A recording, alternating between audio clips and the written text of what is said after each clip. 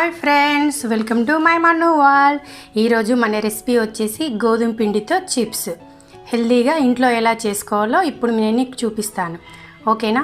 So చాలా యమ్మీగా ఉంటాయి, చాలా డిఫరెంట్ టేస్ట్ ఉంటాయి. సో మనం ఇప్పుడు రెసిపీలోకి వెళ్ళిపోదాం. ఇప్పుడు మనము 2 కప్పుల గోధుమ పిండి వేసుకుందాం. సో 2 కప్పులు వేసుకున్నాము అనుకోండి, హాఫ్ కంటే ఇంకా తక్కువే. సో నేను ఈ చిన్న దాంతో ఒక ఉప్మా రవ్వ అండి, ఇది బొంబాయి రవ్వ అని కూడా అంటారు. ఇప్పుడు ఉప్పు వేసుకుందాం.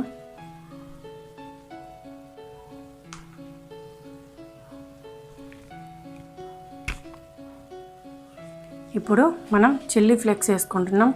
ఇది మనము ఎండుమిర్చి ఉంటుంది కదండి, అది మనం మిక్సీలో వేసుకున్నప్పుడు ఇలా మరి పౌడర్లా కాకుండా ఇగో ఇలా చేసుకోవాలి. ఇలా వేసుకున్న దానికి మీకు కారం వేసుకున్న దానికి చాలా డిఫరెన్స్ ఉంటుంది. ఎల్లిపాయలు, సో దీన్ని మనం ఇలా పేస్ట్ చేసుకుందాం. ఇది కూడా కంపల్సరీ వేసుకోండి, చాలా చాలా బాగుంటుంది. ఇప్పుడు నువ్వులు,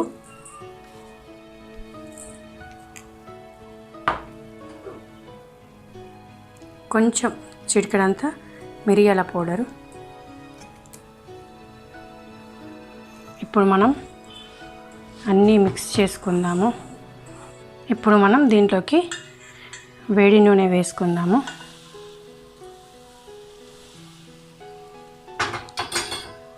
సో స్పూన్తో మిక్స్ చేసుకుందాం, చేయి పెట్టద్దు.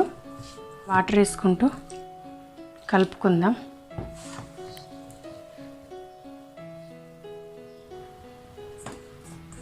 క్లాత్ కానీ తడి చేసేసి ఇలా పెట్టండి, పిండి డ్రై కాకుండా ఉంటుంది. సో మనం ఇప్పుడు ఒక హాఫ్ అన్ అవర్ వెయిట్ చేద్దాం. ఇప్పుడు మనం దీన్ని చపాతీలాగా చేసుకుందాం. మీరు దీన్ని ఎలాంటి షేప్లోనైనా కట్ చేసుకోవచ్చు.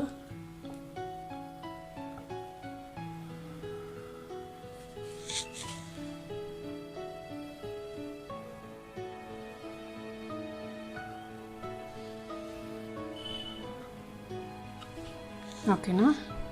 ఇలా మధ్యలో ఇలా ఘాట్లు పెట్టుకుందాం. ఇలా మనం అన్నీ పెట్టేద్దాం.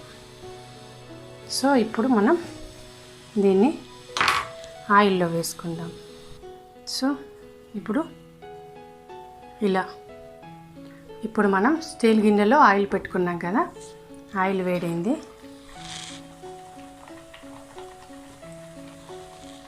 ఇలా మనం ఇప్పుడు అన్నీ వేసుకుందాం. ఇవి మనం గోధుమ పిండితో చేసుకుంటున్నాం కాబట్టి మంచిగా హెల్తీగానే ఉంటుంది. సో ఇలా బ్రౌన్ కలర్ వచ్చేదాకా మనం వేయించుకొని బ్రౌన్ కలర్ రాగానే మనం తీసుకుందాం.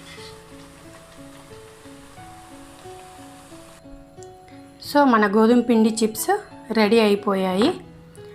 సో టేస్ట్ చూడండి, ఒకసారి చేసుకొని ఎలా ఉందో నాకు కామెంట్ చేయండి.